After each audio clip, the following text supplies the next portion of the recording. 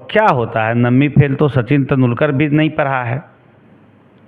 आपका जो महेंद्र सिंह धोनी हैं वो भी नहीं पढ़े, स्पोर्ट में थे। तेजस्वी यादव जी स्पोर्ट में थे, वो क्रिकेट खेलते थे। उनके नेतृत्व में भारतीय टीम का कप्तान विराट कोहली जो है क्रिकेट खेल चुका है। तो सबका अपना अपना क्षेत्र होता है। कोई नेता तो हमारे नेता जो हैं वो कितने पढ़े लिखे और शिक्षित हैं, तो उनसे क्या डिबेट आप करना चाहते हैं? इंग्लिश में डिबेट कीजिए, हिंदी में डिबेट कीजिए, मुद्दा की बात मैं कीजिए। नंदन कुमार आपका स्वागत करता हूँ एन स्क्वायर में।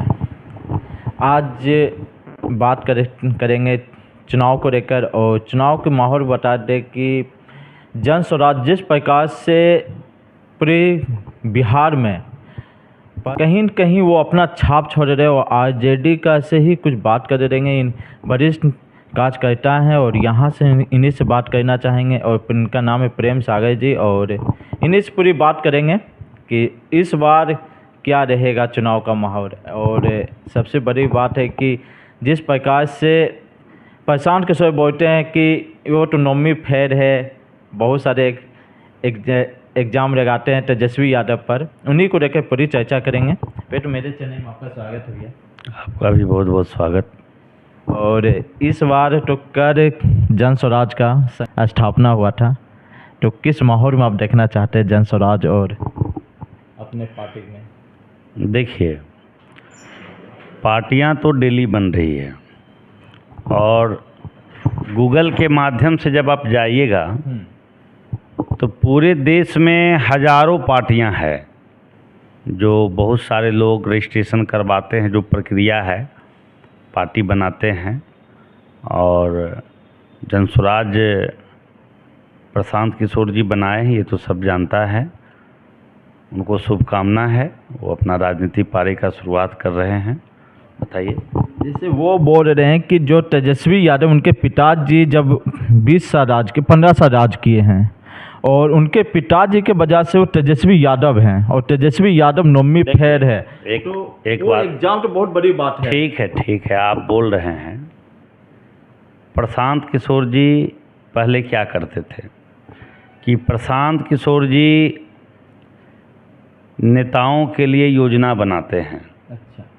और यही योजना बनाए थे मोदी जी के लिए, और यही सेट किए थे लोगों के माइंड को 2014 में। और इन्हीं का एजेंडा था कि 2 करोड़ रोज़गार जो है बेरोजगारों को देने का काम जो है हम करवाएंगे। काला धन विदेशों में पड़ा है, 15-15 लाख रुपया जो है हम विदेशों से काला धन लाकर हम प्रत्येक व्यक्ति को देने का काम करेंगे।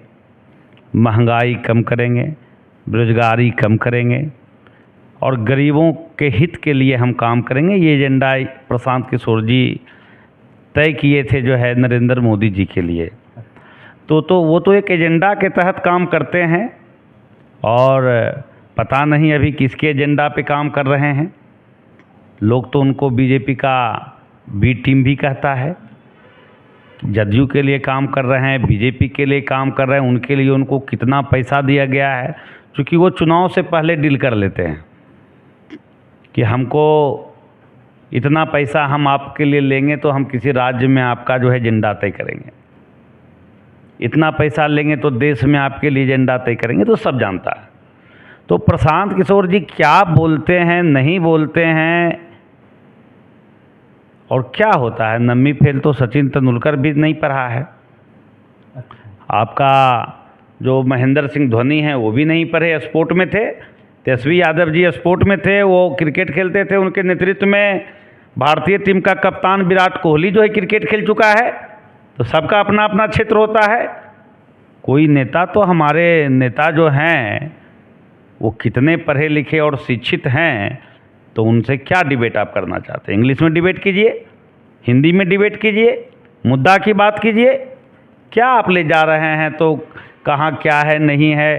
क्या पढ़ के कितना बार आप ज्ञानी बन गए कि आप पढ़ लिख के लोगों को झूठ बोलने का काम कर रहे हैं कि हम 2 करोड़ रोजगार देंगे, हम जो है 15-15 लाख देंगे, और आपका जो है गृह मंत्री बोलते हैं कि ये जुमला था इसलिए आप पढ़े थे।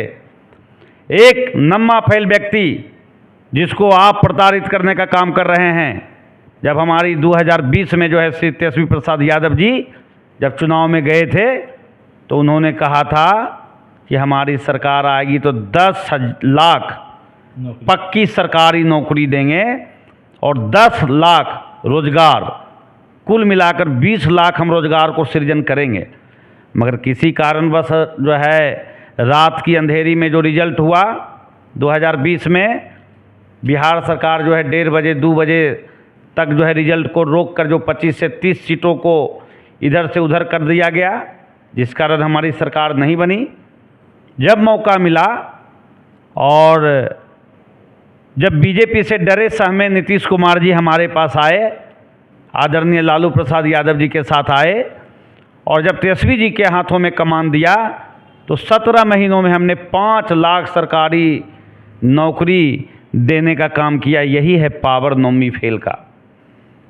आप कहते हैं कि हम इंजीनियर हैं, देख नहीं रहे हैं आप पूरे बिहार में इंजीनियरिंग का कमाल की प्रत्येक दिन एक पुल गिर रहा है। यही आपका इंजीनियरिंग और यही आपका जो है योजना है। इसलिए कहीं कहीं सर आप इंजीनियर के ऊपर भी आप एग्ज़ाम लगा रहे हैं। नहीं नहीं, हम कह रहे हैं कि नीतीश कुमार जी इंजीनियर हैं और इनकी इंजीनियरिंग का कमाल यह है कि प्रत्येक दिन जो है एक पुल गिर रहा है बिहार में।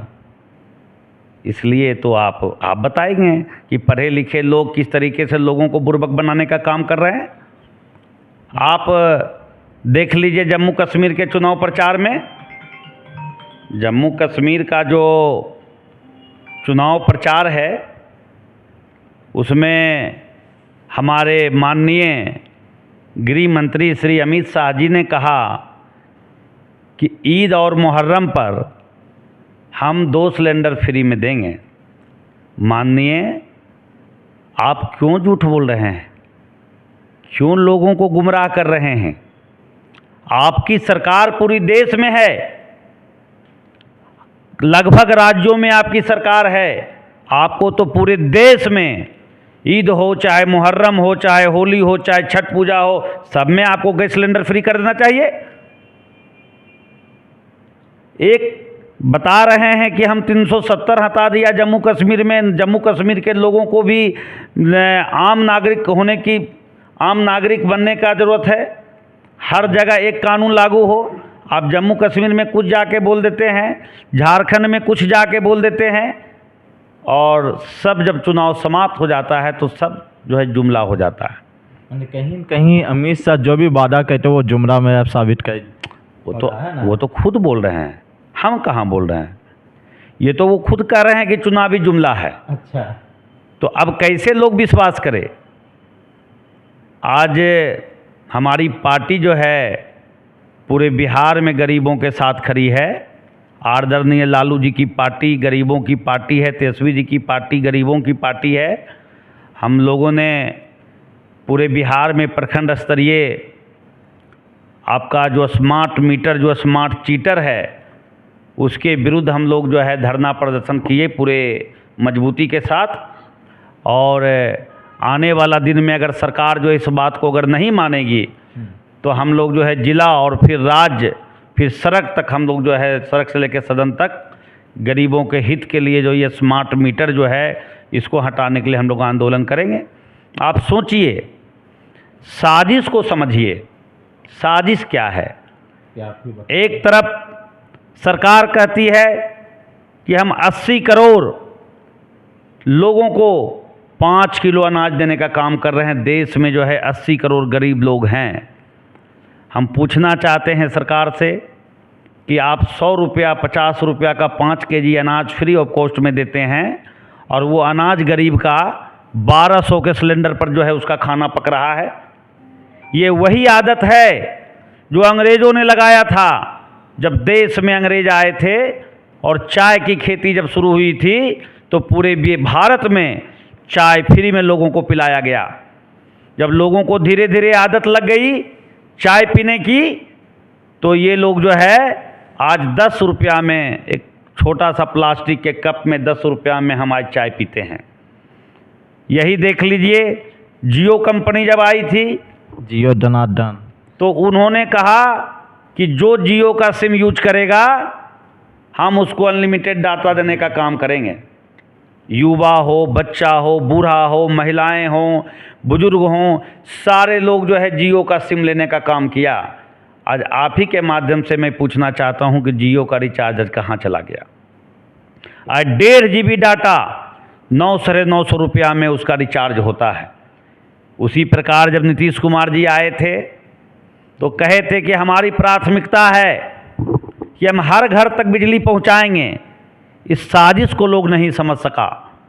यह एक साजिश था कंज्यूमर बनाने का।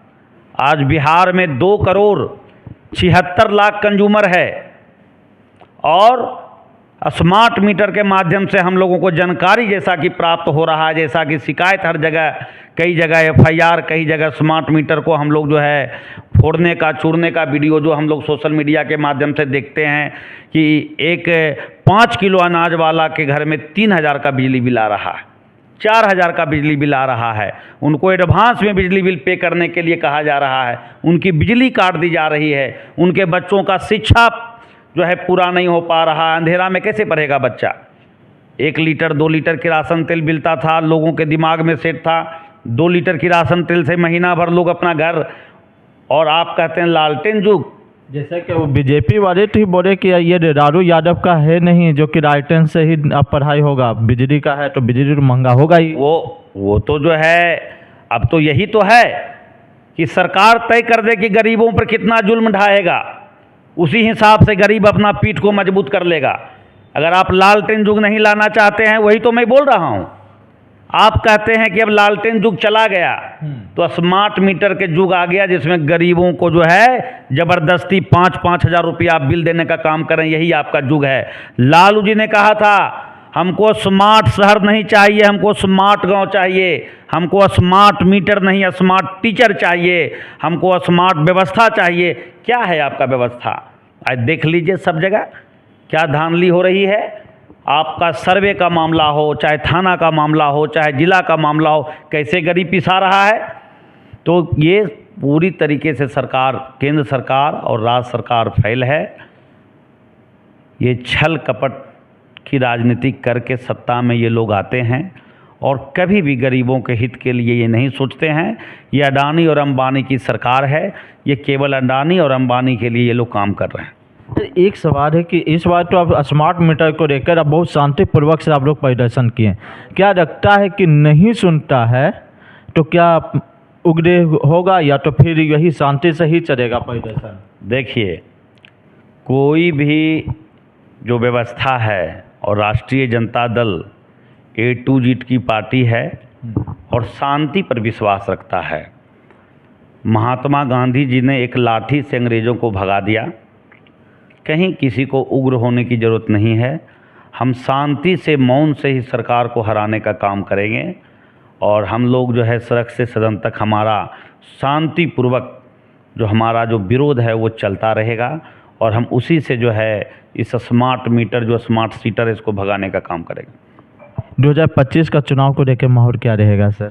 क्योंकि इधर जन स्वराज भी इधर लगा हुआ है और जन स्वराज तो बोलता है कि मैं गरीबों का पार्टी हो, वो अपनी जाति ना बता के, वे तो तेजस्वी यादव जी हैं जो कि अपनी उनकी जाति खो रहा है कि वो पंडित है, तब वो जाति को तब बीच में ना रहता है, उसको बोलता है कि मैं कोई जात पात नहीं, मैं सिर्फ 40 सीट में मुसलमान दूंगा, फिर 50 सीट बड़ा मैं बैकवर्ड क्लास को दूंगा।